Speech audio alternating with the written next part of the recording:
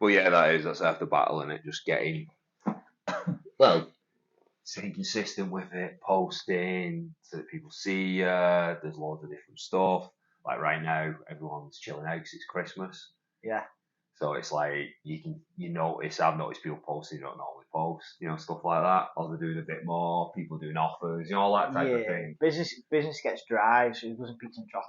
Mm. So, but you'll see where, especially in this type of industry, people are maybe losing clients or people's dropping off and stuff like that. So you'll see them start to post more and more and more. Yeah. But you've also had to build into the next cycle, should you say, which will only be January. Mm. Yeah, when people like, well, I've had some time off, I've had too much shit, and stuff like that. I need to do something about this. Yeah, So yeah. it's always different periods.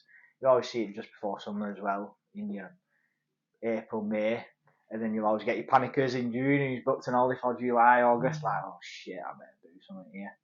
And then Yeah, it was they come to you and expect you to work miracles in like 30 days. But it's like I still see it now. Like obviously, like challenges are still a thing, aren't they? They're still a big thing doing challenges and people signing up for them. But I'm seeing people now, man, like people we would have known back when we was at Evolve.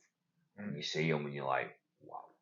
Yeah, sure. And I know that they've done several different challenges. They've tried loads of times. They've put effort into losing it, but they're bigger than ever. Yeah, They quick fix. Yeah. You'll always find that people will put on more than they'll gain more after than they initially had anyway, because they're just taught basics. So it's eat this, train like this. They're not taught anything about nutrition and how to carry it on for themselves, because they always think it's a quick fix. Well, I've got this weight off, whatever, I'm in shape, I've got what I want, I've got that, I'm in holiday mode, I've got that night out plan, something like that little black dress kind of syndrome, and then straight away after that they go back to eating, not been taught the correct lifestyle habits, and then just pile it in. But the body's susceptible to it as well, because you've just been through that phase. It's kind of like a rebound, but a really severe one. Yeah. There's a fair bit of research into that. That's what happens. The body gets better at getting fat and gets worse at losing fat, and it happens over time. So these people, it's like they get resistant to fat loss, and they're really good at storing fat, and they have less muscle usually as well. Because it was like back in the day. Like it's a bit different now. There's definitely people do it better, but it used to be just flog people and stare people and see how much weight we can get off them. It didn't really matter about body composition. Not at all. It was just like how many pounds have they lost this week. It was like Slimming World with kettlebells. That's how I always saw it. I remember that's how we first met, because I'd stopped playing sport for a couple of years, put a lot of weight on, and then you'd wrote the diet actually for the first one for when it evolved. And I was eating like turkey burgers for breakfast, and it was like you can have one meat, one veg. I think I tried to not take over, but I tried to go here. Can we do this a bit better? Because they were just giving out like most do. They order a diet off the internet, don't they? Yeah. There's plenty of gyms around here who do that. They order it, they put their branding on it. It's not, they don't even do it themselves, and then they put people through it. And I hate that. Like, but I was like, can we do this a little bit better so it's a bit healthier? But I remember being stood in one in a group setting, and it was talked about, and brought a dietitian in. They'd wrote the program out for the training. The dietitian had wrote the diet, but it did not correlate one bit to the type of training. Right, okay. So it wasn't specific, and it was a very large group, over between 30 and 50 people, all different shapes, sizes, genders, different levels of ability. You can't do that. It isn't going to work for everyone. But that's what a lot of fitness is, though, isn't it? A lot of it comes down to one size fits all. And a lot of people, so going back to what you said before about people have that little black dress, they have that event, they have Christmas parties, they have holidays. We call it in, like, stuff I'm learning about now at uni, it's external things, so it's like extrinsic. You've got intrinsic and extrinsic, so basically internal and external. As a driving factor. Yeah. So like when it's internal, you're more likely. When you're doing it for something that comes from within, that's like strong. That's a strong driving force when it really matters to you. Yeah. But when you're doing it just to impress someone, or just to, you know what I mean, to look good on Instagram. Yes. That's fleeting, and it just doesn't last. That kind of, it's like your motivation for that kind of goal, it goes away pretty damn quickly at any sign of resistance. Whereas when something comes from within, like something that's deeper, it doesn't stop. You know what I mean? It doesn't stop, and that, I think we've both been around a lot of people who maybe didn't realise it, but they were doing it for external reasons. Yeah. They weren't. It's got to come from within. And again, this is why in some ways I'm almost not against group training. I think there's a place for it. I think it's really good and really beneficial. But I think sometimes, I don't know, I personally feel the best growth happens by yourself. Yeah. So I've just had this conversation about 3 days ago with Stacey. So this is in terms of personal thing, bodybuilding. Yeah. So I just took a year off. So took a year off, done it off season. Since we bought the house, I've been coming down in weight since we bought the house. Yeah. 6 months, fully off everything, coming down just naturally. Yeah. Ready. So I'm going into another push till March, ready to compete the back end of next year. So, but I've got to stay in an off season this time and stay as lean as possible. So I've got less work to do. But what I said to her is, any time I've ever done any prep, anything like that, it's always been, my driving factor's been, right, well, I've got to do this, I've got to train this way, I've got to keep going because I can't allow myself to think anything else because I've had personal issues going on. I don't want to go and drink. I don't want to go and take drugs. I need something to keep me on that straight and narrow. I'm training and bodybuilding was that for a long time. This year, there is none of that anymore because I'm happy and settled. Yeah. So she said to me like she thinks this year is going to be a very good year because the only reason now is all them thoughts are gone. So it's just it's wanting it that much that you just want to do it. I want to put myself through that, but I want to put myself through it knowing that there's no external factors that can impact it or cause any stress or anything like that. And I haven't got anything to blame, or if I fall short, I fall short. It's not like I've ever blamed any places where I've ever had on anything like that, but there's always been that little niggle in the back of my mind like, could I have been better because I was dealing with this, X, Y, and Z, where there isn't that anymore.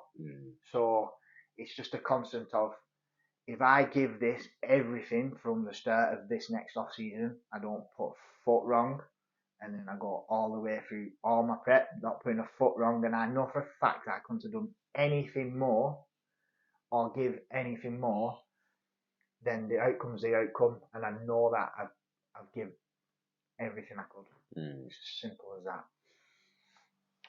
You'll probably figure some shit out as well. I would have thought some deeper shit. I don't mean like, because the point is before, because I remember I learned the value of, you reminded me of the value of being by yourself, because I used to always train by myself when I was younger, you know, and it's kind of always been the way, because I've always been that guy who just keeps going. So even at MMA, when I had a team of guys, I was quite often I'd be by myself. Yeah. You know, the coach on holiday, I was still there training, and I'd be like, yeah, I'll put a circuit on. It was only ever me. And I got so much out of that. Then I trained with a group. You can get so much out of that. I think doing strength training is really good to have a group around you. But I remember when I was struggling and with everything and just figuring shit out, I remember you'd gone into that phase where you were walking all the time, where you were just focused. Don't get me wrong, being around new lads like you and Dan, especially when I was really bad with my back, it kind of brought me back. You know, like, I remember fucking walking with you as it fucking hurt, you know what I mean? Yeah. And it was like, and that helped. But then after that, it was like, I knew it was time to start winding that thing down. I knew I needed to be by myself. I knew I had to get in and dig and figure some shit out. Because I remember seeing you and you doing it. You were going through some shit and you were using that time, blah blah blah blah. That focus was there, and I'd lost that, and I was like, I need to get that back, and I could only get it back through spending that. And what I'm saying is, I don't mean I think you'll figure some stuff out about yourself probably, because you do when you go through them dark times when you're tired, when you're hungry, when it's cold, when it's wet. I was walking home with rain this morning. Yeah. Figure some shit out. So you find out what you're made of. So when you're talking back to them times, so I struggled with that at first, breaking away from that group. Yeah. Because that core group of lads where we trained in the morning, that was my life. So I lived for getting up in the morning and being around them lads. Yeah. That's what I look forward to all day, is the next day so I could train. Yeah. And that was my respite away from everything else. And I really struggled at first with, I decided, right, I'm going to go into bodybuilding, I've got this goal. And I struggled coming away from all of you. If you remember at first, I'd come down twice a week. Yeah. And even though it didn't fit my training, what you was doing, I couldn't turn myself away from it. And at first it was probably adversely affecting what I was trying to do, because I was still deadlifting, squatting, and putting all that through my central nervous system when I'm trying to bodybuild at the same time. Yeah.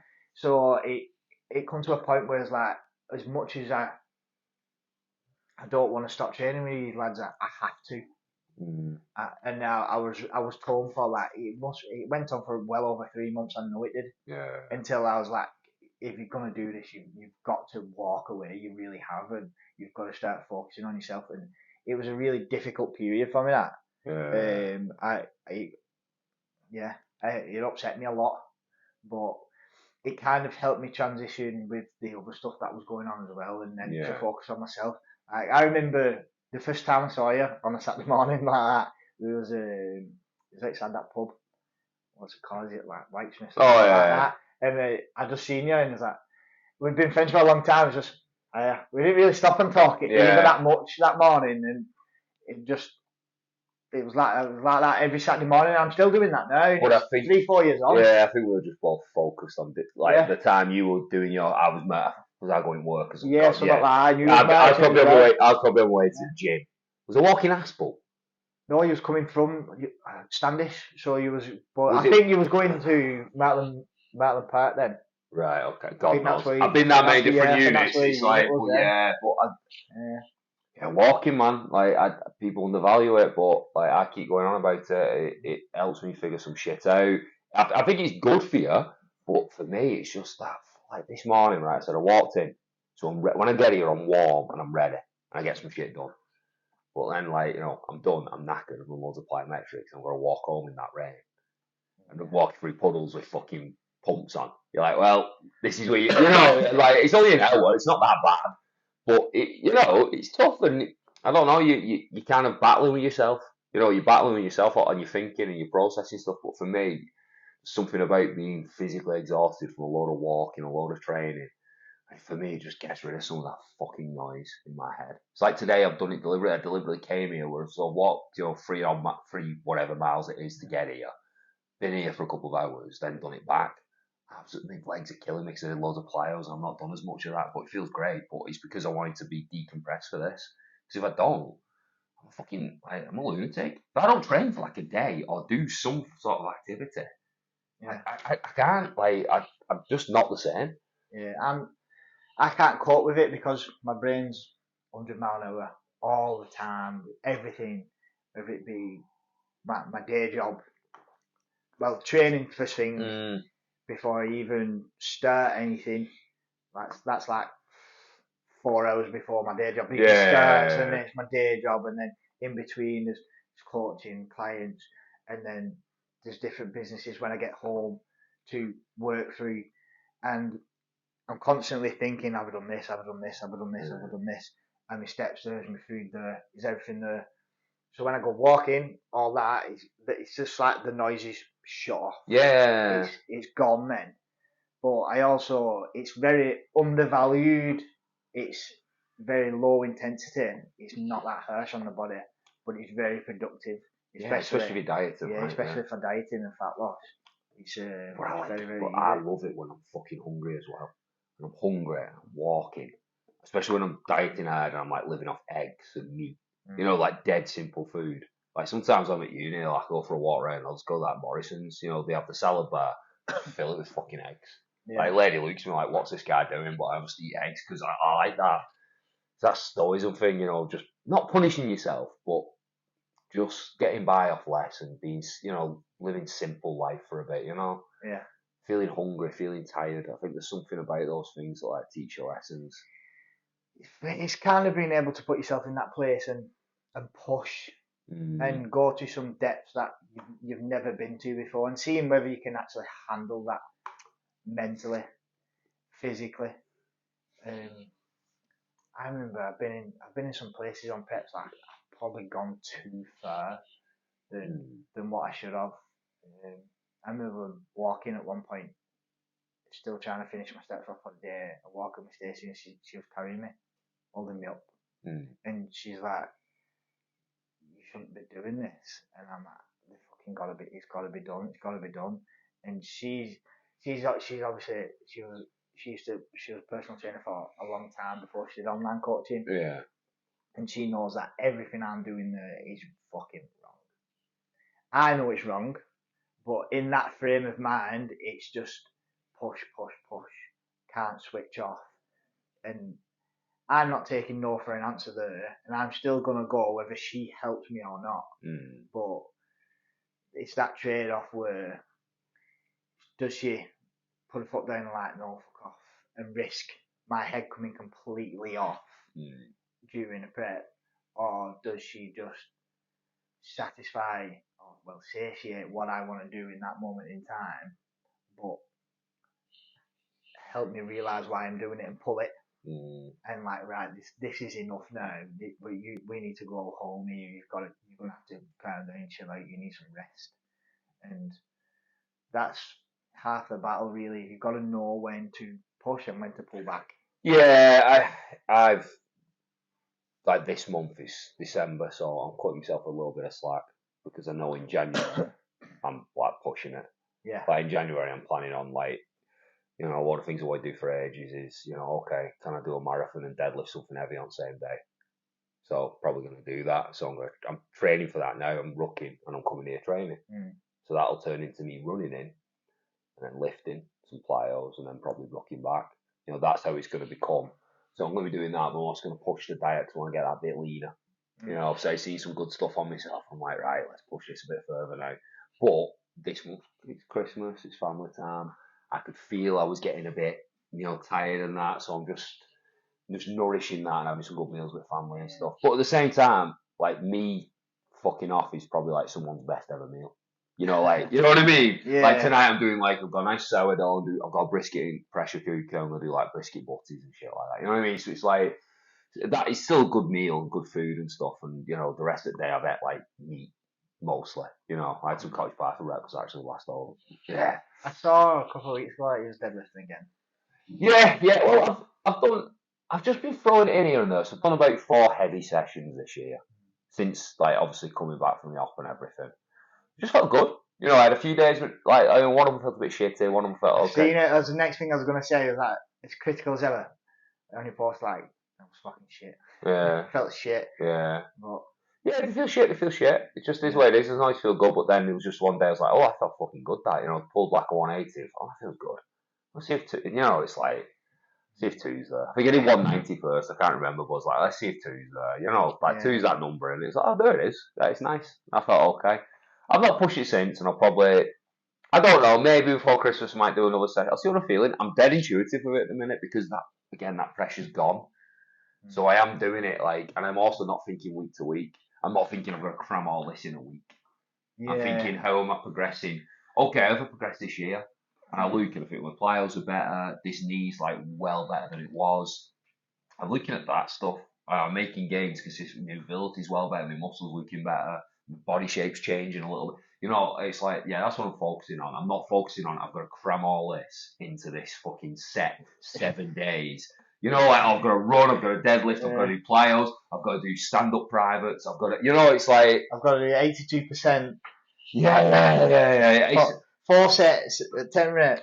We know just the way we used to fuck around and train, especially the conjugate stuff. You can get pretty strong with like minimal work if you do it right and you're not a pussy. It's programmed it. Yeah. But if you're not a pussy and you try and you do it again, you do it with the right variations and stuff. Like we all used to, think about like a max effort session. Not that much volume in it, really. In the ramp up. Yeah. We might do some back offs and stuff, but really not like loads and blah blah. But the point is, like, yeah, I'm just chilling. Like, there's every to a powerlifting hub game, it's different. You're gonna have to do a little peak. Definitely at least a little one. But outside of that, I think I'm just taking the time for it and stuff. Let's just see. Do you think how much you put through on the week leading up to your comp? So your openers and every opener, but the amount of load you're putting through your body 4 or 5 days before, it should not work at all. But because you've peaked through that program, it's sustainable for some. Yeah, I think the best way is still conjugate. I think you just keep your intensity high all the time with variations. And like I said before, my mistake was we all did it. You stay away from the variations you suck at, and you do the variations you're good at. So then the gap between the top and the bottom gets bigger and bigger, and then that's where the fucking risk and the risk factor, the injuries and the weaknesses and the regression and the stalling, because okay, I need to do more deficits, I need to do more pause squats. Exactly, but that's you have to do that. See, so I still have this issue. Okay, so anytime I get feedback, so like my squat is better than my deadlift. Yeah. Very few people that are that way around. Like a higher number. Even me being like mine always the same, more or less within 10, and that's rare. Most people have a bigger deadlift than a squat. Like so mine's always because of hamstring issues, just shit. Always overcompensated quads. So I'm having the same problem bodybuilding. So anytime I get feedback, work hamstrings. Like they don't match. So they don't match the front at all. First, but I put some decent bit of size back onto them last year because it's new muscles, first thing to go. So then I've had another off season where I've worked on them specifically. But once I've come down, the fascious muscle is what goes first. So then now it's got to be again, and hopefully more sticks this time, and then that's how you have progress. Yeah, quads bully hamstrings, man. Yeah. They can bully a lot of stuff. It's I see it a lot, I see it a lot in people I treat and train with like quads. I'm working on bodybuilder now in Ireland, and that's his issue. Like it's not just his issue, but yeah, like quads are a big one, and then his hamstrings to open up, and now the problem is because it's compounded with an issue, it's just all locked up. Yeah. He's had a good day tech, he's just leg press for the first time in months, so that's cool, And that's all online, which is cool, The really good thing about that is single leg press. I've found with clients, especially with back issues or hamstring issues, that it really, really helps. So I have a client, he's had 3 back operations, been on quite a lot of, how should we say, painkiller medication for it. Yeah. Might save everyone. Yeah, so it's just, instead of being rehabbed or properly and taught how to lift, it's like, just take them and cope through life, basically. So when he come to me, he's like, he knew somebody or a coach and he'd seen some results, so that's what his first came to me and said, I've seen him, he looks really good. She wanted to get shredded, so I did his consultation. First thing I noticed is that. So I asked him to perform some specific movements, just walking lunges, etc. Had a look at them. His imbalances all over the place. Legs, lower back, hamstrings, glutes, not strong enough whatsoever. So his first initial period, everything was geared towards strengthening glutes, hamstrings, lower back. I got a message off him 9-10 weeks in. I've been out for the day with my daughter in the zoo. He said, I just realised I've been walking around holding her for an hour. He said I couldn't do it for 5 minutes. I've been there, man. It's fucking shit. It's especially when you're someone who fucking trains, and you're this big strong guy who can't fucking do basic shit. You feel like a fucking loser. I feel like a fucking failure. I get pissed off about it still now. I get pissed off myself, and that's why I'm so It's why I get pissed off. I get pissed off with people. I did videos more about kinetic therapy because I get pissed off about people just going, oh, it must be hurting people, it must be shit, it must be, people get offended by it, people, Yeah. you know what I mean? I'm like, okay, dickhead, well, I've tried everything. I was studying. I was in my second year of my undergrad doing spinal. I'm asking lecturers. I'm asking the people there who are teaching me. Like my degree counts in Canada and America. It's the most up to date information you can currently get. Yeah, I have to do a standardized test so that it counts in those countries, right? And there's no answers for me. And a lot of the back stuff's basically it's a mystery. And then it's like all this pain meds, failed operations, misdiagnosis, and I'm going through my own. I'm ordering the books, you've read some of them. Yeah. I'm going through all that stuff. I'm going through that, and I'm paying people every single other day. I'm going to 3 different people in a week sometimes. And I'm like, it's one thing that helped me, and it did, and I see it continues to, and I continue to help others with it, and that's why because I was in such a bad place. I didn't think I was coming back. I was like, I can't deadlift. I deadlift and my fucking hamstring would shake uncontrollably. It was like my body weren't fucking connected. And I understand it more now that it broke that neural tension, it allowed, blood flow, and it's like it fucking connected me. That's the best way to put it. Reconnecting my legs to my body again. But, yeah, it's a bad place. And that story is all too common in terms of people just getting given painkillers. I mean, you get people messaging you, big strong people going, I've slept without pain. That's, and you're like, but I know what that's like because I was saying, I'd always wake up just stiff in my back. I'd have to sleep with pillows wedged under my feet or in between my feet. I'd have to, sometimes I couldn't have a pillow in my head as well because there was too much pressure in my lower back. And I just was like, oh, it's because I've got a big ass. It's like, it's no, because your body is all out of alignment, which again, people get pissed off about. Oh, posture doesn't mean anything. Or someone's imbalances don't mean anything. Okay, well, work in rehab for a few years, treat people, and you'll see a pattern pretty damn quickly of people who look like shit in terms of posture and move like shit. Yeah. And they've got imbalances, and it's like, and you end up I'm not saying you always have to do it, but it does seem like a pretty big factor in injury and pain and stuff, massively. So I remember it was 7-8 years ago. I ended up hunched over, back locking up that bad. Yeah. From digging, a lot of work, training as well. So I went to chiropractor.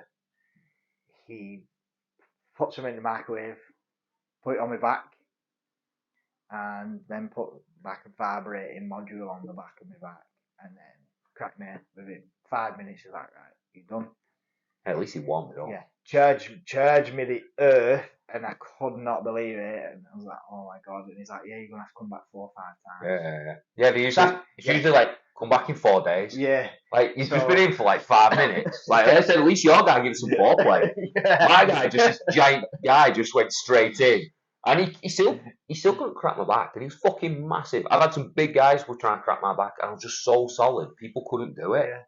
So I remember after the third one, he's like, yeah, but you need a few more. And I'm thinking, I'm going to be over here. No chance. So I stopped.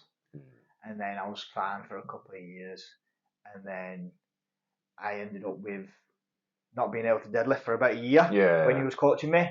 Because I was getting a really bad shooting pain up my hamstring. And that was a trapped nerve. So I managed to get that out. And then I had more back problems. We both ended up at the city. We used the same chiropractor for a while. Yeah.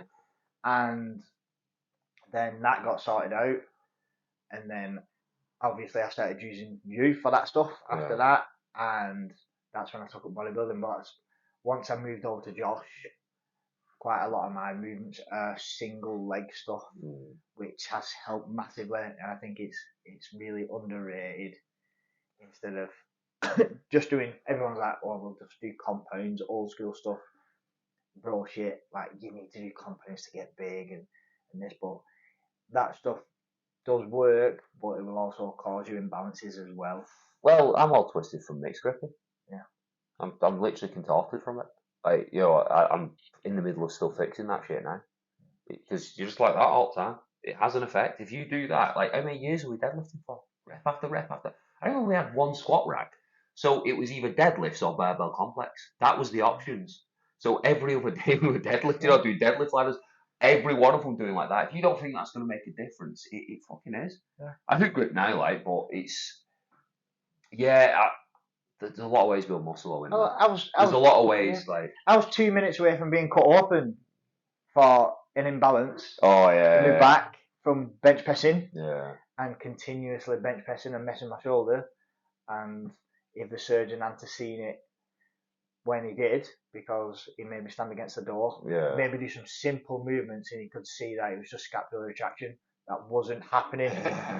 But this is one of the reasons why I went back uni, because I've seen this happening to you all, and I was like, they don't really seem to know that much. Yeah. Like, I was rehabbing people with, like, just as a PT, and I'm like, right, and I needed to know more and have more tools in my toolbox. But yeah, so many people like that, man, where they just get an operation they don't need, or they don't get the help they actually need.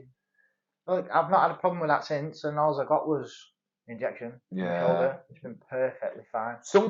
I'm not a massive fan of injections, but sometimes they are appropriate. Yeah. Sometimes they're just what you need. The problem is that they just use them as get people away for a few months. Yeah. So they tried to do it with me, and I was like, right, that knee's like wrecked. Like, there's all this damage in there. I've got cysts in there. My meniscus is all chewed up and folded up. Like, you give me an injection, I'm going to go away and batter this leg, and I'm going to bring back an even worse knee. That's 100% what will happen. Yeah. If that doesn't hurt me anymore, I'm going to run, I'm going to squat, I'm going to jump, I'm going to do it all. Because they're the things that I'm now losing, because that's where I got to. It was getting to the point where the depth had gone. It hurt too much. It was like I was losing ability all the time, and I was still going. I was still running. Before my offer, I ran like 40k. And I deadlifted before that. I think I was still doing some pretty heavy hex bars and stuff. But I was favouring hex bar because the range of motion was getting worse, for loading. And I could feel that conversation also didn't help me back. But they just try and do it. It just degrades the joint. It's one of the reasons why it pisses me off. Like performance enhancers, like the stuff that gets thrown in. So it's like peptides now. Like they're trying to ban peptides and stuff. It's like, right, so you let them have corticosteroid injections, which degrade the tissue. And there's rugby players who will have them weekly sometimes, just to get through. You'll use game readies and all these things that are actually game ready is like a super cooling thing. Yeah. I know you've seen them, but the football player twists his knee, they need to play 3 days later, they'll whack him on it all night, right? And it will manage inflammation. What happens to that tissue down the road because it's not healed properly? And they do that again and again and again, and then you see a player just snap things. And ACL's gone. Yeah, they never come back, so it never heals properly. That's the problem with playing on 4Gs. Yeah, they're a graveyard. Yeah. An absolute graveyard for ACLs. I remember at Stockport, when I was up there, they had a game on like the turf or whatever it is, the 4G. I remember, especially all the big lads, every one of them was on the bed with a bad back the next day. Yeah. Every one of them. And that was just one game. But I think, to be fair, the lads who used it all the time, they adapted to it. Yeah. But that's the point in it, if you're not used to it. But I think, back to your point about, the building and the compounds and stuff, it's like, I love them. I'm always going to love them. But there's lots of ways to skin a cat. And there's lots of people who've built plenty of good muscle without ever using a compound. And there's a lot of people who've never really done any bodybuilding who are pretty fucking jacked. Yeah. You know what I mean? It's like everything has its place and everything has its strengths. I do think range of motion is a big one. And I think with bodybuilders, you can tell which ones use the range of motion versus which ones don't. It's just like saying, so there's always, not really commercial gyms, but your smaller gyms, just one owner. It's always the thing of that guy in the corner, just has his hood up, but he's the biggest fucking jackest dude in there, mate. Yeah. And he's absolutely massive. Probably a mechanic or something as well. Yeah. At the same time, he's not a bodybuilder, he's not a powerlifter, but he's just massive. And all of it's just through hard training. It's not all compounds. It's it's back to the same point. Like I did no real body. I did bits of bodybuilding, not real. It was just lifting. And over the years, you get thicker, you get heavier. Like there's not a chance in hell I'm making 66 ever again. Like my bones are thicker. My tendons will be thicker. Everything just gets denser and thicker over time if you push. Whereas we also know people who I'm sure we've still got on Instagram, people who know who've been powerlifting, and they've never really got any stronger, they've never really changed. You know what I mean? And if you use your progress and all the people we seen around us progress, in our crew. Because that's one thing, you came in lifting because you got strong. Yeah. How many people squatted 200? How many people deadlifted 200 for reps? Let alone 250 and above. You know what I mean? A lot of people pulled some big stuff and squatted some big stuff. But yet we'd see these other guys, and some of them in it a lot longer than us, taking it a lot more seriously, doing a lot more, big comps. Well, and they're still, years later, they've added like 5K to the dead. I mean, like, what? Like, for me, they're missing that intensity, they're missing that, that just fucking grind. Get some smelling salts down, you get some music on and just lift, pick some shit up. So if we circle back a little bit, so when we first started training together, so we did GVT. Yeah. Which is horrendous. It's the worst program I have ever run in terms of fucking you up. No, but you warm in winter though. Yeah. But does it work? Yes, it works. It also gives you hernias. Prime example of, because I ended up having a double hernia because of it. But I remember you like, shorts to catch, like, fucking hell, you're right. Yeah. Fucking double hernia. Yeah, I put my hand down and I felt something popping out. But after that operation, I didn't train with you for a year. Yeah. Or whatever. But I went back playing. Yeah. And I remember the exact game, and I went into a collision. There was nothing in me. Wasn't strong enough. Nothing coming from my legs. Nothing. And I sat there that night. I'd been drinking, and I messaged you, and I said, "But I've been watching videos of you and a few of the lads and what you was doing, and what you was squatting and what you was pulling." And I messaged you and I said, "Mate, I need some help. I'm scared to squat again. I'm scared to get back underneath that bar. I need to come down, and I know I'm not strong enough, and this is what it's affecting me when I'm playing, etc. and stuff like that." And that's how I ended up back down and squatting, deadlifting. But I've squatted more, deadlifted more after them operations by doing it that way than I ever did previous. And that's the power again of people around. So I am a believer in people around you. I'm a believer in a crew and stuff. But then people have to have that internal driving force behind them. And again, I saw you break off. Yeah. And I was like, I learned lessons. It was like, I need to step up here. You know what I mean? But I was stuck. I trapped myself in this identity of Nick, the gym owner, Nick, the powerlifter, Nick, I trapped myself there, and it was stopping me from being that weird fuck I always was. You know what I mean? With diet and everything. You're a product of your environment and your surroundings. So, if you have surrounding you a core group of say 5 people. Yeah. Okay, that's including your missus. Yeah. All right. So whatever they're up to and whatever they're doing, let's say they're into socializing, drinking, not training, eating a load of shit. You will become that person no matter what you are like in that moment in time. So you can be the fittest, strongest, healthiest person. But if you're constantly around that, you will get dragged to that level. Whereas if you are around like-minded people who want the same things as you, like say you in this environment you're in now, okay, you will progress to that next level.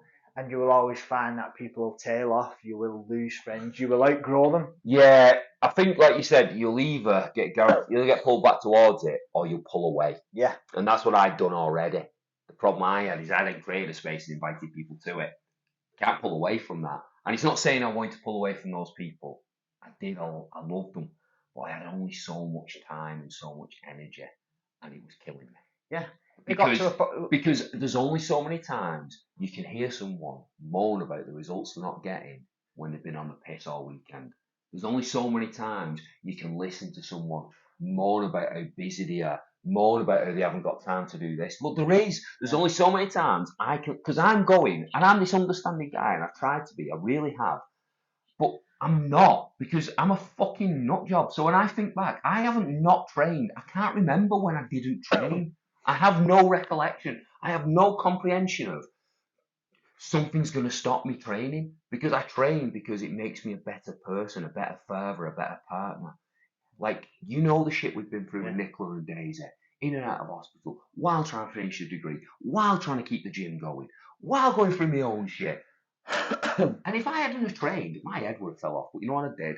I fucking, like sometimes I'd be alone in the house, have a little cry, and then I'd fucking get to the gym, I'd fucking lift, and then I'd go to the hospital and I'd be friendly with everyone. I'd be asking for blood results. I'd be inquiring about stuff. I'd be holding Daisy's hand for like a fucking hour. She'd be holding on to the little finger like that. I'd just be looking at her.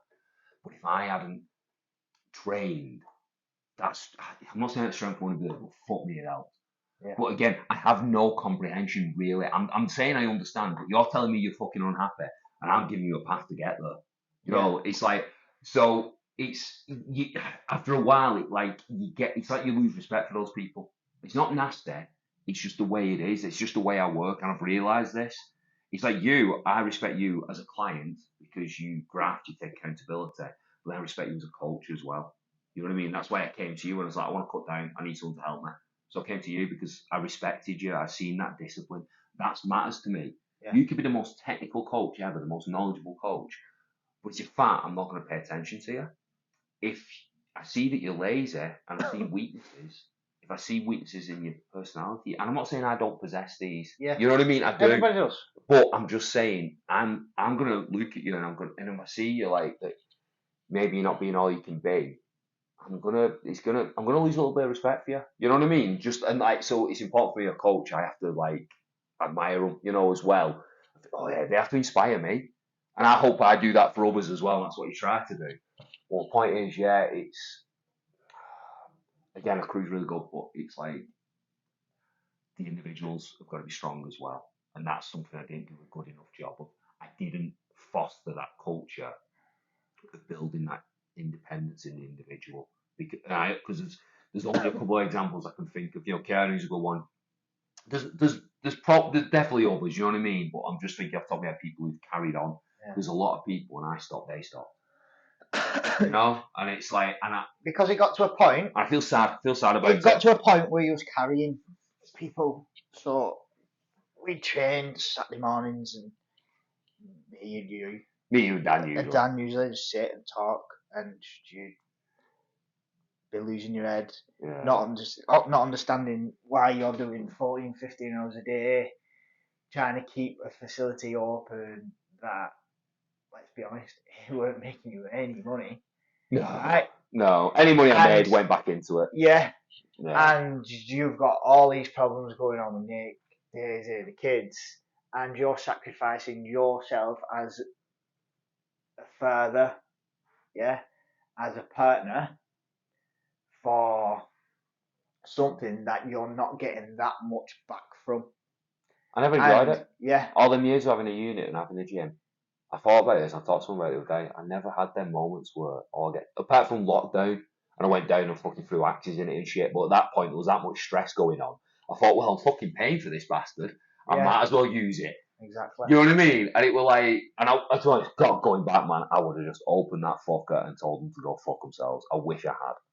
But, like everyone, I was uncertain at the start. But back to the point, I know that. And I recognise that. And that's the point I was losing. I'd lost me. I was like, I'd lost, again, that uniqueness of who I was, of just embracing new shit, of trying new stuff. Like now, I still want to train intensely. Like that's what I'm trying to show now. Like you said, I see you doing some deadlifting. It's 4 sessions, my strength's there. So I'm like, we can be strong, but we can move well, and we can fucking move good. Because I'm done like making excuses. Oh, I'm just doing powerlifting so I can be a bit fat. No, I can't. I'm being lean. You can be jacked, you can be strong. And I've never been ridiculous, but I could have been leaner. You know what I mean? Yeah. I could have been leaner. I could have been more disciplined with food a number of times. And that's what I mean. There's a lot of times I could have been more disciplined. And that's what bugs me. So now I'm trying to be as disciplined as I can. Because I'm like, well, what can I do? If I'm as disciplined as I can possibly be. I'd make the same excuses as that, like anything but drink, go top milk, whatever. I remember being 103 kilos, the biggest I have ever been. I've never been that big in an off-season bodybuilding. 103 kilos going into competition once. And I was talking about bodybuilding then. And I remember you looking at me, in a Saturday morning in the gym and said, if you want to compete next year or the year after, like, you need to fucking start now. I don't know how fucking big I am at that point, but I've got a picture of it that I can look at now. Like, what the fuck? Yeah. Strong, but fucking big. And like, I've been close to that weight now. I was close to that weight when was it? April. Yeah. But completely different body composition than that. Completely different, mate. Like, there's levels to that kind of stuff, and it does give you that freedom of, right, well, I can eat what I want. I'm training really hard, and I'm training so hard so I can eat 5,000-6,000 calories a day, and it doesn't matter. And I'm going, I look good in a t-shirt. I'm nice and chunky. I'm driving past Tesco, mate, and thinking, belting 10 chicken wings here. Do you know what I mean? And just doing that a couple of times a day, and washing it down with a litre of gold top milk, and 2 bottles it's just it's just calories. I remember one time putting a scoop of protein inside a gold top milk, mate, and the thing come out like concrete. Yeah, I used to get delivered, Jim. Like, don't get me wrong, like, it helps, you know, and it is a recipe to get stronger. Drink gold top milk and squat, you will get stronger. Like, when I get a young lad who's skinny as fuck comes to me, he's still getting that same advice. Yeah. Okay. Oh, you know, I want to get bigger. What protein shake should I get? Buy a dozen eggs and a bottle of gold top, and eat like an extra. Let's start with 6. So I want you to eat 6 eggs a day on top of your normal food. What do you mean eat? Like, I don't care, scrambled, but just eat fucking 6 eggs and a bottle of gold top and lift, and you'll get big. It's dead simple. It is, you know, it's for that. But then when we're starting to go into body composition and stuff, that's where you've got to be more disciplined. And again, I think as you get older, you have less leeway. But as a coach, I think it's so important. This is your, like, training, movement, whatever you want to call it. It's fucking art, man. It's art. You're a bodybuilder. Your body is your art. Well, that's for any of us in the fitness thing. So if I see you talking about, you know, working hard and grafting, and you're a bit chubby, I'm going to be like, hang on. You know, like, you might, okay, you're strong, you're performing. I'm calling myself here as well. You know what I mean? I fell into this category as well. Yeah, you just got to keep grinding, you got to turn up. Okay, you're saying that, but I can see a bit of chub hanging over there, mate, and that's telling me different. That's telling me that you're not as disciplined. That's telling me there's some weakness there. Yeah. You know, if I'm competing against you, I know I can get into that. That's you know, like, as well for a start. That's you know, not just that fat, but, you know, there's weakness there, isn't there? Definitely. And I do think that, like, if you're going to be a real there, like, if you're in my game, if you're going to be someone who's helping people get back to health, then you should be using your body. You should have high expectations for yourself and high expectations for those coming to you. Well, it's just the amount of fucking physios and like rehabbers I know, you don't really train. You know what I mean? And you're like, your job's fixing people, getting them to train. How do you relate to them?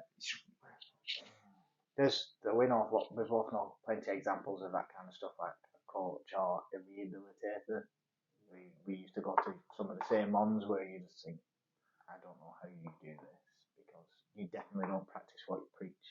Let's put it that way, and that's been nice, in all honesty. Yeah, it's, again, I understand it because I've had the training, so I get, like I said this again in a video this morning, it's like, people aren't necessarily doing a bad job, they're doing the best job they can do with the information they have.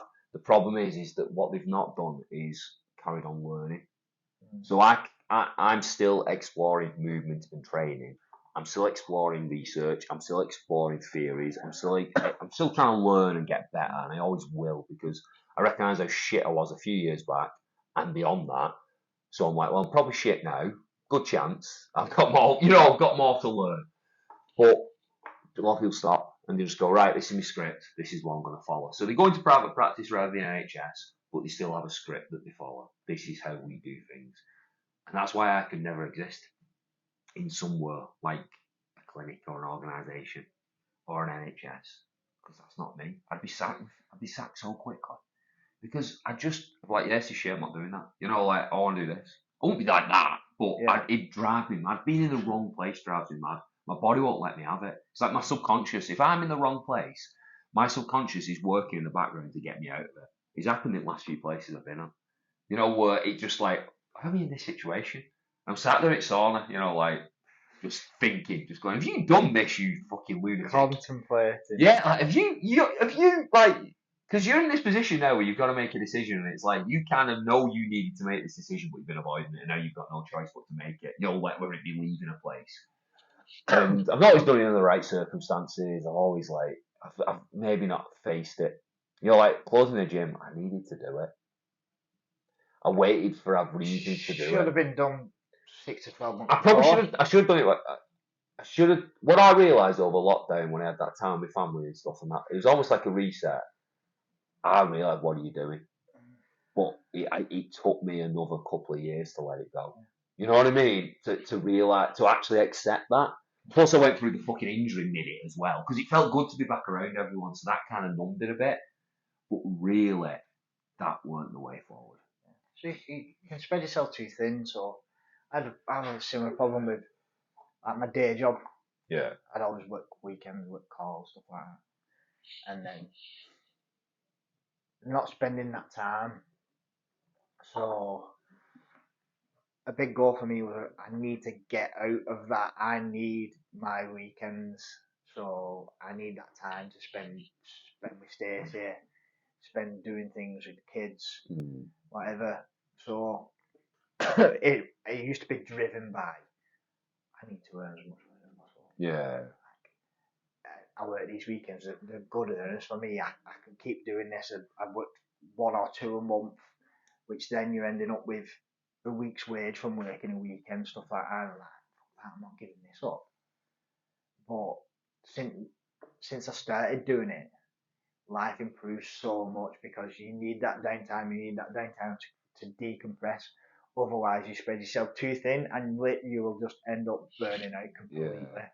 Because you can put all your focus, but if you, let's say you've got 3-4 areas, so you've got job, training, family, dieting, you have another business. Yeah, you can't run all 5. You can't spin all 5 plates there if you're going really hard at one. So let's say you're running your business, you're doing 14 hours a day. Your training's going to suffer. Your food's going to suffer because you ain't going to have time to prep or do whatever. Your family life's also going to suffer because you're spending too much time in one area. It's okay at some points to focus more in one specific place. So like last year I did it, I went back to college again. Yeah. So I decided to do it, but I knew I wasn't competing, so I couldn't have done both at the same time. I can't balance them. I can't do that, so I can't do day job, coaching, college, and prep. One of them's gonna have to give some way. So this year I've decided, right, I'm not doing any more further education. So I've took a step back from that now. So obviously there's coaching, which is one of the main focuses at the minute. I stepped back from my day job a little bit. I don't work the weekends anymore. I don't work on call anymore or anything like that. And then now I'm focusing back into bodybuilding again. So there's only so many areas you can give so much amount of time to. Yeah, but that's another thing I respect about you, and another reason why, so I was out here talking. You are doing it in all them areas as well. So this is another thing I suppose I wanted to talk to you. You're a good person to talk to about it. I see people again talking about the hustle and the grind. It's all over Instagram. You know what I mean? Well, it is, isn't it? People who it's a buzzword. It is, but you see these people, right at town, the young trainers, whose mum makes a tea for them still. Like telling some single mum of 3 that she needs to want it more kind of thing. That's obviously a made up example, but you see stuff like that. Yeah. Like these trainers who mum drops them off at the gym. You know what I mean? And they're telling people about what they need to do and like work hard and stuff like that.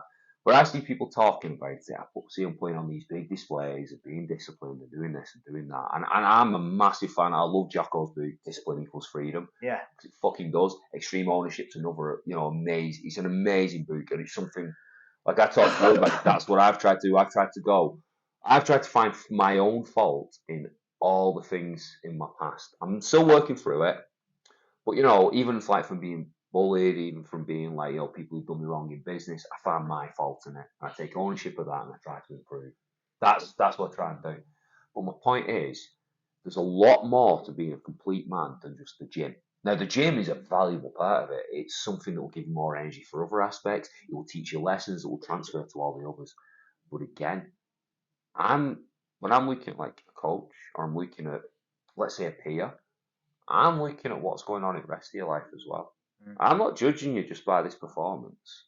Like if all I did was live in the gym, I'm pretty okay, but I could probably be better. There's something, and I've done it. You know what I mean? You've seen what I'm like. I'm super focused on a goal, whether that be fighting, whether that be powerlifting. Yeah. I could focus more though. But what I'm proud of is that I've been able to do that while having family. And I've definitely neglected that sometimes, but I've always managed to, I always kept some days, I always managed to keep that, plate spinning. Okay, education, managed to get a degree, doing the masters now. I'm trying to be a complete man in all aspects of my life. And that's what I respect. Not just that. Fitness, again, massive. It's like a cornerstone. But what is going on in someone else? It's like when you see some bodybuilder who looks amazing, but he's on his 7th marriage. Yeah. You know what I mean? It's like, you see another one who's like, he looks amazing. He's won a few comps, but he's also abusing coke and like he's an absolute arsehole with his missus or his family doesn't see his kids and stuff. And it's like, okay, but that guy sacrificed everything for that. Whereas I have, and sometimes you could argue that's what's needed, but man, I have a lot more respect for the guy who's doing something, whether it be bodybuilding, whether it be fighting, whether it be CrossFit, but they're also like running a business. They're also, running a tight family. They're also, and they're trying to improve in all them aspects as well. I think all you've got to do is you need to find your reason why. Now, this may stem back to childhood, upbringing, all them types of things. Man being upbringing, childhood, daddy issues, all that kind of shit. Yeah. So I would use that when I was younger as an initial excuse to waste my life. Blame the world for everything. It's not me. This isn't my fault. This isn't this. This isn't that. But then at the same time, I'd always want to be. I don't want to be that man that I never had. Yeah. I'm going to make sure I'm a good person. But you need to take a look really deep down inside and differentiate between saying and doing. And once you take a look at yourself there and you realise whether this takes counselling, whatever, and you realise that ultimately the fault lies with you, and there's only you that can do something about it, you will never ever progress. And that's something that a period that I had to go through in order to start working on the man that I'd always said I wanted to be. By no means am I there at all. I don't think I ever will be, because whatever you achieve, I think you will never be happy with, because you will always want to be better in some form of a part of your life, whatever it is. But all you can do is, one, try and be nice, trying to be a nice person, which, whether that means not being a twat, not saying them sly things about somebody you may think or you may feel or whatever, doing the things that are right by your family, being a nice man. Manners, old school. Picking up some rubbish. Yeah.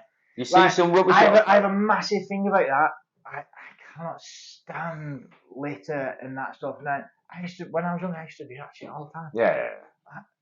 It's fucking horrendous. I hate it. Spitting, that's the same.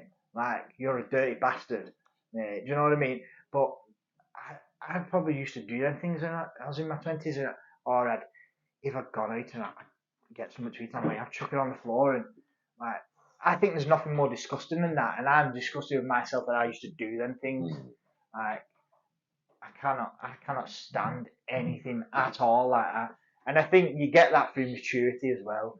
and as you grow older and you've got kids and You say this, but I know plenty of examples of people who have kids who are still quite happy to go and get a bag and spend the weekends doing that. And I'm like, you're a father or you're a mother, and you need to set an example. yeah, And like, also the danger that goes with that shit nowadays, it's far more dangerous than it was. Look, I'm not above it, I did it, but I just think when you become a parent, it's even more important. For me, it was life changing. It was like one of the most important. I told my daughter this, so there was on a chat about something. I said, like, one of the most, my firstborn child is most important, one of the most important moments of my life. One of the most happy moments of my life. I had no idea what we were having, and the little daughter comes out, and I'm just so fucking happy. I was a dad. I always wanted to be a dad. I always wanted a family, because I never felt like I had one. yeah, And the people who did feel I had, they died. And it was just so fucking great. But then, like, that's what I'm like. I'm like, I want to be like that example to these people. I want to take them from where we are. I want to elevate my bloodline. That's what I want to do. I want to elevate my bloodline and all those around me. I want to elevate my friends. I want to elevate like Nick's parents. I want to take them with me. Yeah. And I'm like, okay, it's on you this. Because everyone else is stuck with their bullshit. And you have managed to carve a path where you've got enough space and enough knowledge to kind of, not like, obviously I work and study and all that, but and I say I've got time to get up at fucking 3 in the morning. Because if I wake up and my brain's going, I'm like, just fucking go. You'll sleep well the next night. Don't fucking lie there worrying about shit. Oh, I've got to get some sleep. Like, you are going to be tired. You're going to be tired whether you get back sleep or not. I'm just one of them and get up and go. Like, I was up early this morning. You know what? Tonight I'll fucking have a great sleep. Yeah. I'll sleep 9-10 hours. I'll be fine. But it's like I'm just determined to do that. I'm determined to be I just want to be a good example of a man to them, because I haven't always been, and I'm still not now. There's still things I'm failing on now, and I criticize myself daily all the time. I walk past places that remind me of my past mistakes, maybe when I was a kid. And I was stupid, maybe I didn't stand up for one of my friends. Shit like that haunts me. Yeah. Shit where I like failed as a man. And I might have only been, I'm talking like when I was a 12-year-old kid, but that shit bothers me. I think about it. I think about them times where I weren't a good example of a man. Whether it was just through cowardice, being weak, saying something mean, doing something, whatever it was. And they haunt me, and I'm always like, I want to be better. I want to be better. I want to be a good example for my family, a good example for my community. And I believe that's how we get better.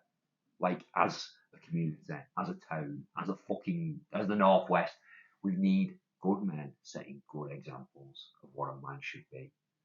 And it's like, and manners go into that, like, letting a lady pass you. If a lady's walking the street, you're getting fucking water and walk if that's what you have to do. That's what you do, If someone needs help, you fucking help them.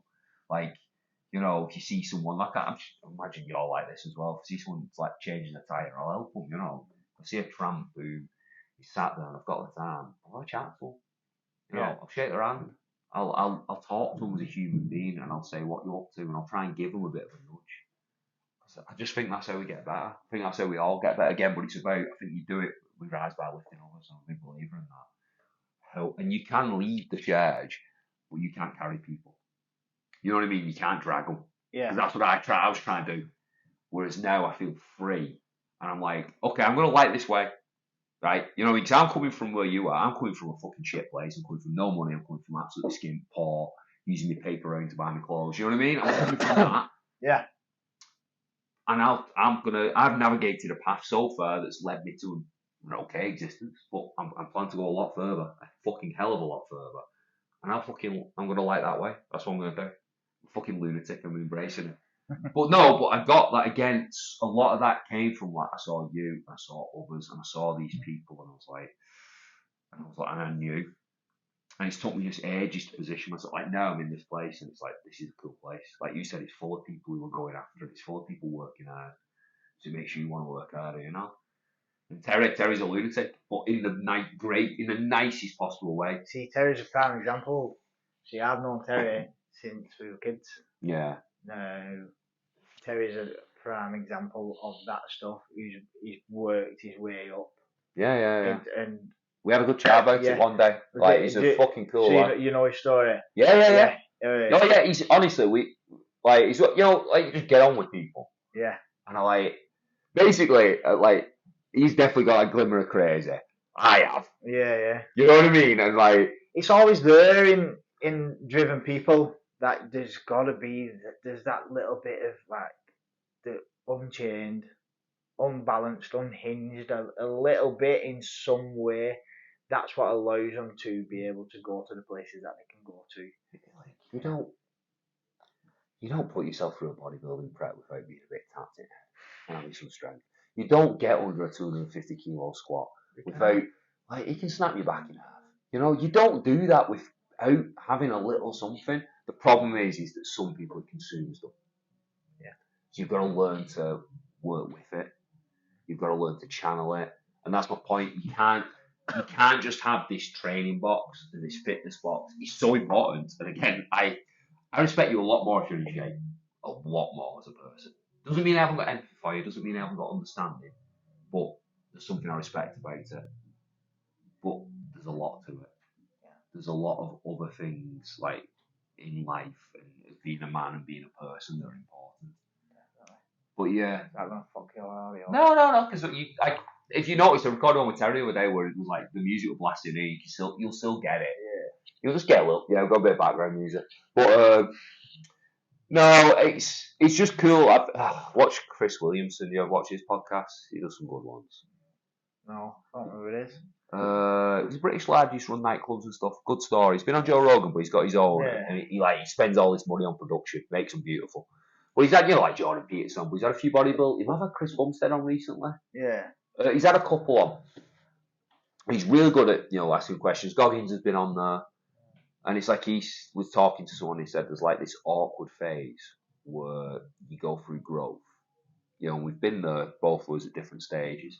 And it's like you're growing, you're changing, like you said before, and people are like, oh, you're not coming out, you're not doing this, you're boring bastard. But I used to still go out sober, mate. And I just get that much shit, I stopped doing it. And I distance myself from them people. And then people see them every so often. I'll give them a little something. Maybe they're struggling with their health. Maybe I'll go, do this, this, and this. No, I'm still waiting for them to come back. Come back to you. Yeah, but my point is, you're pulling away from that, and you feel fucking lonely because you don't fit in with the people you. I used to do that, and I never thought there was a time that I could actually go out and not stand there and drink or whatever. I'm more than comfortable with it now. More than comfortable with it. I do it all the time, and I never ever thought I'd get to that place that I could do that. Yeah, it took me a while, but like I am that guy who just orders a coffee, Yeah, I'd be that like nervous, anxious that going out, where even I was just going to pub with mates, like I'd start drinking. I just want to go for length. Yeah. Because that awkward in them sorts of situations. But I'm perfectly fine with it now. It does rear its head now and again. A couple of times. It did it a couple of months ago. I was going for a family meal at an Indian, and it started in the car on the way there, and I was driving. But Stacey's really good at noticing when that's happening to me, and she'll pull me aside before we go into anywhere, and she'll say, "What's the matter? You need to tell me what's going on." And at first I'll say no, and she won't let it drop, and she will keep going until I talk to her about it before it happens, before I let it stem out of control. And there's no way on this earth I'd have ever talked about anything like that to anybody. Not a fucking chance, mate. But it's better to get it out rather than sit there just being anxious and going down the other route of, right, well, you know what, I'll just mask this with whatever I can. Yeah. Yeah, no matter what it's going to do to me, long term, short term, and I'll just mask it, whether that be, I'll just drink till I can't speak, or whatever, rather than feel that anxiety there, rather than just actually talk about it, thinking that it's a weakness if you actually talk about it. There's an interesting thing, something along the lines of, so if your mother's pregnant with you, and they're growing up and they're worrying about money, it does something to the brain development, something's in lives, I can't remember the exact thing. So essentially, you're more heightened when you come out as a kid. So you're more prone to anxiety. So you're more prone to like me. Some of it's probably down to like bullying and all that type of stuff. But I'm in a club. I'm like threat assessing all the time.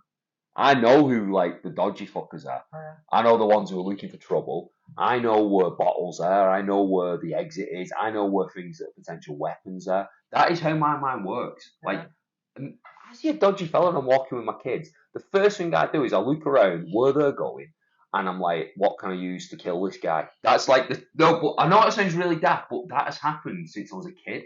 You know, I've always had that. And I think so it's survival because literally, you know, there were times I was coming home and I would have to run, you know, because Yeah.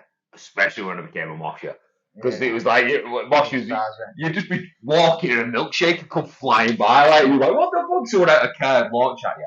But, yeah, but my point was made before was it's like, you start moving away from all that. And you haven't found, like, your new vibe yet. You know, your new Yeah. people as well. There's a few of you, like people like you are good. I've got a few friends who have known like the odd one who's still been there from school and stuff, but very few and far between who I'm not gonna say kept up, but are doing their own thing. You know, they're doing their own self improvement. They're still going.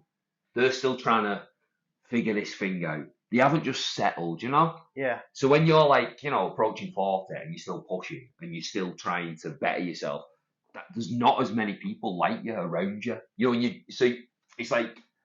Or in general, it's not, you know, most people start giving up, wouldn't they? So it's dead cool when I start fat. And here, there's a few. Like there's one lad I know went to school with, in great shape still, straight away. I'm like, oh, cool, there's one. You know, Yeah. who's still doing it. And then, like I said, Terry's a good example, and there's a few here like that. And that feels nice. You know, that feels a bit, don't get me wrong, like, still, I know my brain is thinking differently to a lot of folks. Because I've got, I'm not saying people haven't got big goals, I just know mine are ridiculous. Like, but I'm going for it nonetheless, you know? Like, I'm going for it nonetheless because I'm like, well, might as well. And I believe you can not manifest, but you can certainly you can will things. Manifestation is real, mate. It's as simple as that. All I ever think about is I always think about whenever I wanted stuff in my life, whenever I wanted to, you know, whether it be in karate when I wanted my belts, whether it be when I was at Tesco and I wanted my promotions. I knew I wanted to like become like a team leader or a manager. At first, I just fucked around. First couple of years, I just fucked around. Didn't even wear a uniform. Would get pissed before I went in. You know, they'd find me asleep. But I'd work hard. Don't get me wrong. I'd always get my job done. So I always knew that if you worked hard, you got, you know, people cut you slack and provided opportunity. Yeah. And then I realised you get more money. But there weren't even jobs yet. But I knew I was getting it. And then the jobs came and I got it. And then it was like you do management training. And I knew I was going to get it. And I knew I was going to do it on nights. And I knew I was going to do fresh foods. None of the things should have happened because you meant to move stores, you meant to do your placement somewhere else, yada, yada, yada. Lo and behold, I'm the highest paid line manager in the store on the department I wanted to be on. Yeah. No, I fucking made that happen because I fucking grafted. I built a relationship with the store manager. I stayed on nights instead of going on days, what I wanted to do. You know what I mean? But I obsessed and I visualised and it fucking happened. I've done that with so many things. And it's like, yes, there's work involved. Yes, there's step, but there's something to that power of having that vision and that obsession. It's like you're telling the subconscious, this is what we're doing. And you're giving yourself that message. And it's like, so back to you before, you were talking about walking, showing off that noise. And then all of a sudden you get them ideas. Them ideas that come to you then. You're them ones you have when you are detached. They're the gold then, man. You need to act on them. Yeah. I never leave them. I write them down. I send voice notes to myself. I've had one this morning. I spoke to her about it before I come out. She's working on it now. Yeah. While I am here, she's like, I'll do that stuff. So she's doing that while I'm sat here. But that's what it has to be. But for me, it's I have to win. I just have to. I can't not. I love it. Half of it's not.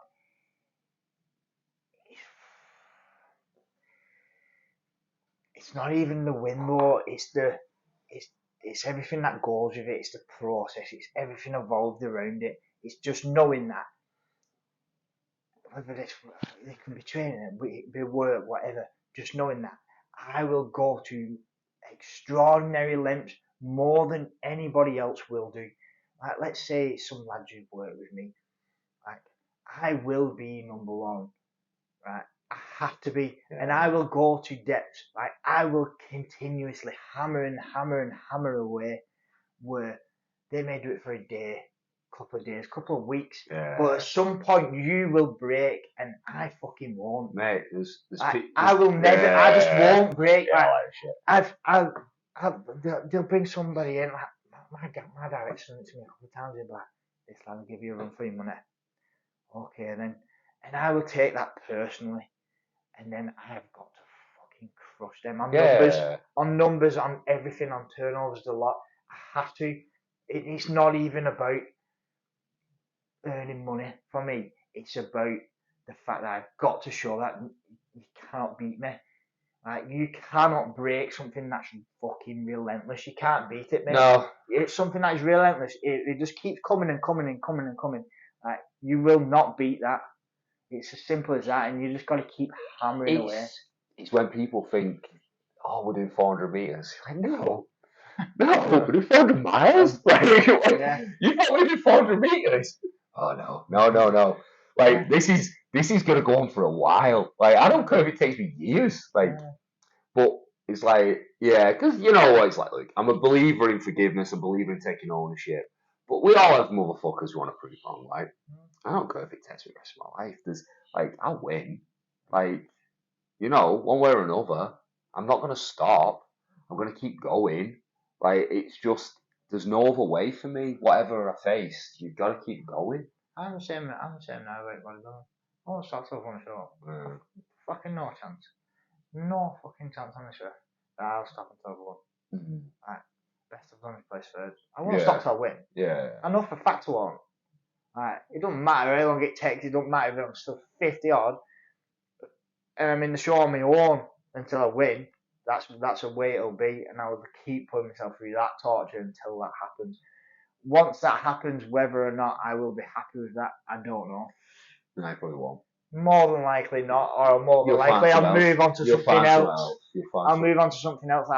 I've never have to. I can't watch too much UFC. If I watch too much UFC, I want to fight. I can't.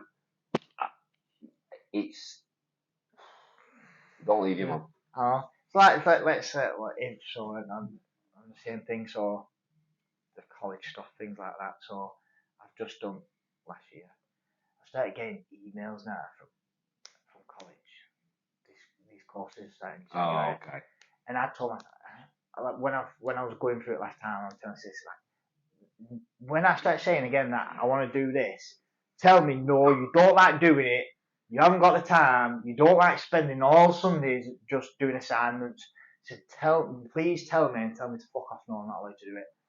I started opening them. Yeah. I started clicking the links. And I started looking through the courses and stuff like that. And then I'll be like, don't do this to yourself again. Don't do this to yourself again. And I mentioned it to her the other day, and she's like, you'll fucking do it. I know for a fact you will. She said, at some point you will do it. It may not be now because you've got another area that you've got to focus on at the moment, but once maybe your focus shifts from that, it'll be something else. You're never satisfied with just being normal and doing one thing in your life, like just doing your 9 to 5. I know, but why should you be? Like, I'm enjoying freedom, me, mate. I want freedom to do the things I enjoy doing, to help with people. I enjoy helping people, so I want to be able to do that. But I want to do it while having all that other stuff in balance. I've got a lot of work to do to get there yet. But in terms of personal stuff, yeah, man, like, you know, I would say I had a year off and I've signed back up and I've gone back. And I'm like, yeah, this will be it now. Is there a part of me that's considering doing a doctorate, doing some research? Of course there is. I never thought I'd do a degree. I had no A levels. You know what I mean? I dropped out of college after a few months, mate. Like, I got wrecked. That was it. I'm not being educated, but I got one. And then it's like, and I got one despite all the shit that went on. And then it's like, okay, I'm doing this one. I'm decent at it. Yeah. And I'm like, okay, I'm alright at this. Okay. Maybe I will. I never thought I'd say that, but maybe I fucking will. But if it's not that, then it'll be something else. There's always, it never stops. My missus goes mad because I'm like this. I'm always like, because what I do as well is I like to just fucking try shit. I do hold back sometimes, more than I should, but generally I'll just keep prodding. Yeah. I'll keep prodding until I finally figure it out Okay, that's square, that's triangle. There we go. And that's what I'll do, and then I'll double down on that. But you've always got to keep trying stuff, man. You've always got to keep moving forward. You've always got to keep. You don't have to, but if you want to be happy, in my opinion, if you want to be fulfilled, if you want to find. So I tweeted this guy. He's what's his name? Nice lad. He's telling me he's going to do some stuff where he can be a monk, basically. So he's into Buddhism and everything. We got talking, and basically he was saying how they believe, you're born into this world complete, Yeah. and then life fucks you up. They probably don't put it like that, but that's what happens. Simple. And you lose bits of yourself. Yeah. Now, I might not have been open to this. I've not always been the most religious person, but having my kids and watching them grow, and seeing my son, I'm like, oh yeah, you was as crazy as him. You got knocked out of you. You know what I mean? Yeah. So it makes me think like, this isn't just about like self-improvement. This isn't just about, this stuff. It's about finding out who you were meant to fucking be. Because I honestly believe that every single person does. I believe the way the world works, the universe even, right? Everything has a place. Everything has a purpose. In nature it does. Each animal, each insect, right? And I believe each one of us does. I think we get we get knocked off track and we get trapped in this bollocks. Yeah. See, I've always known. I've always had this feeling like you need to be something. You need to be something or someone. Like you need to achieve something. I don't know what it is, but you need to achieve something. And let's say, for example, but it isn't for plaudits or anything like that. It's not for like, look at me kind of thing. Yeah. So let's say 2 weeks ago, I got an email and it's invited me to my graduation. Yeah. I didn't speak to anyone about it for 2 days. I can't fucking go into that. No chance. I'm not me, one of them. No, I ain't for me. So I talked to Stacey about it. She's like, "You fucking go." I'm like, no, I can't do that. She's like, "No, you are. I see how hard you work for that. You are going. Like, you need to do this." It's like, why? What's wrong? Why is the issue? Why don't you want to go? Like, I feel like an imposter. It's a bit of imposter syndrome. Like, no, I don't deserve that. I'm not good enough to do that. I can show you my phone. So this morning she's been in the hairdressers. She's like, "They're looking forward to later on." Doing podcast. Oh yeah. Text her straight back saying, "No, not really. I feel like an imposter. I shouldn't be doing it." Yeah. She texts me back saying, "What the fuck are you talking about? Why are you doing that?" But it's kind of, it stems back always to everything that never ever feeling good enough. Just sometimes it used to be a lot of low self-esteem, but it's just nothing's ever good enough. So I think that's what the driving force is. It's like, I'm not good enough. Whether that stems back from some stuff when I was a kid or whatever, I don't know. But whatever I will achieve or move on to, it's never ever good enough. I just don't think I am. Maybe. It's what drives me all the time in everything. Maybe because you were destined to do something great, like I think everyone is. Maybe your ancestors had lofty goals for you. Maybe your bloodline, you've got an important role to play in it. Whatever it is, I think I definitely struggle with that. But one thing I did see the other day, it was quite interesting. It stuck with me. It was just about how you talk to yourself, and I think that is powerful. I've read it in a lot of business books. I've heard a lot of people talk about it. We've just talked about it in terms of manifesting all that. But the messages you feed yourself, they do lead to manifestation. So you've got to feed yourself more positive stuff. So when you find yourself saying that stuff, it's like you've got to switch it, and you've got to be like, "You're good at this. You're doing really well. You know what? You're coping. You've got to try and it's fucking hard to do, but I'm trying to do that now because that's something I've always struggled with. Like, I was just thinking when you were talking, my own graduation, I don't remember actually the moment of grabbing the thing. I didn't enjoy it. I was stressed out throughout it. I was proud of it.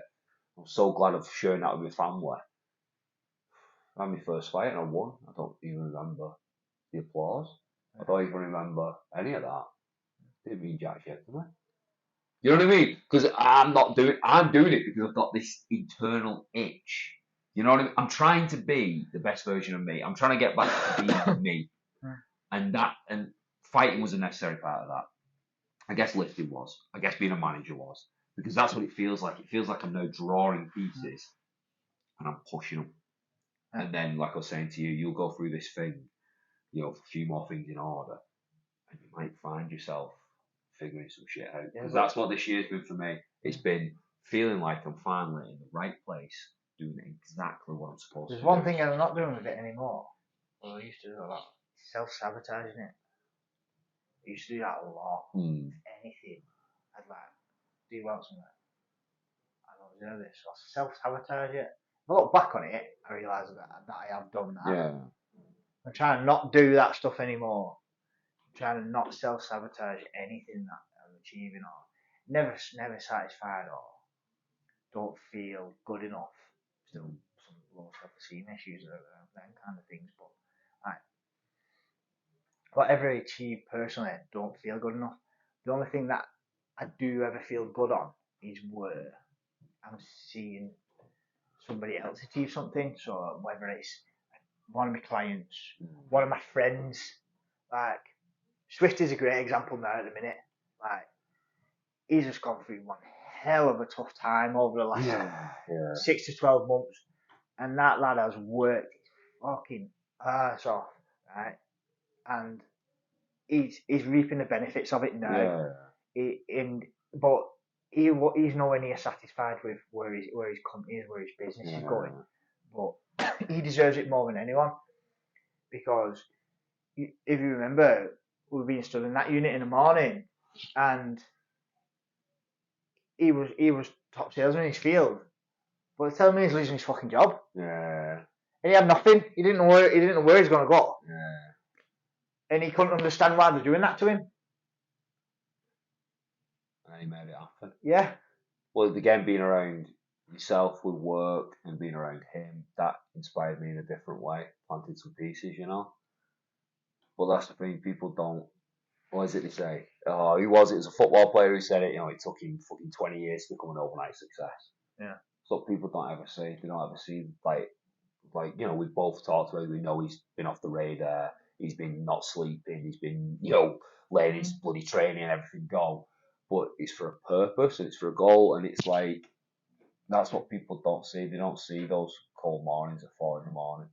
They don't see you literally doing without, so your kids don't. They don't see you making those sacrifices day in, day out, and suffering to get these things. I had this conversation with him yesterday. So I said, and obviously I coach him, but I've not coached him for months. Yeah. Right? Because I know he's just not got the time, not got the energy. Yeah. So I said to him, "You go to the gym?" No. He said, "But I've got these things in place now with business, with this contract, this. I've took these people on, these are doing this for me, these are doing that for me." He said, I've set aside some time. I said to myself, like, from January, I'm going to start putting some more time into training and whatever. I said, you know where I am when you need me. I said, I have not pushed the issue one bit with you because I know you don't have that time at the moment. You cannot put yourself into that area, and it's pointless me trying to put any sort of pressure on you with regards to it as well. You just need to do what you're doing, and then as soon as you're ready, we will speak, we will make a plan, and then we execute.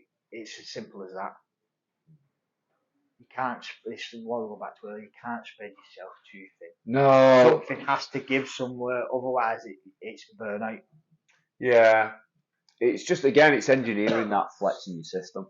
Like for me, I learned I couldn't do it every single day, but I can get up early a few times a week. Yeah. But I've got to make sure that I stay in bed till like 7 or 8 them other days. Because I've got too much to do, with uni and the kids and everything. Yeah. I could be like, today I've been up since 3. I'll be fine. I'll chill out tonight, you know what I mean? Got some good food. Yeah, if I do that for 6 days in a row, for 5 years, I'm going to have some problems, So I'm the same, so I was 4:20 myself this morning. I'm actually working tomorrow. I was talking about before that I don't work weekends. Yeah. I'm working tomorrow, but it's only because it's a hospital. So it's the only gate shut. It's a private one, so I just have to do it. It's something I've knocked back a couple of times. But I know that I will not train at 5 a.m. on Monday morning now. Yeah. I will stay in bed. Yeah. I will go after work. It means a quick turnaround from training Monday to Tuesday morning. But so it'll be Monday night and Tuesday morning. Yeah. So that everything's back in line in its days. But I know that if I don't, then it's gonna my Monday session is gonna be really shit. And then the rest of my week's gonna suffer as well. Yeah, again, it's like that, not cramming everything into 7 days. That's a big lesson I've learned. Like, I like me, because I'm not following a massive structure, I have a loose one, but generally I'm like, what am I working on? But yeah, that helps. And I'm saying now, you know what, you don't need to go in early tomorrow. Just go in at night instead. You know, like, it's not ideal, but that'll work better this week. You know, and that's what I'm trying to do. Yeah. And like, sometimes I end up working on Saturday, or I end up working on Sunday, I'm going doing a home visit in the morning. But I just take the flex in the week instead. Because that's the way mine works. Peaks and troughs, it's like, you might be really busy like Monday, Tuesday, and then Saturday. So you've just got to, that's how the weekends fall. Yeah. You know, you get people messaging, can you fit me in at 9 o'clock today? And it's like 8:30. You're like, well, no.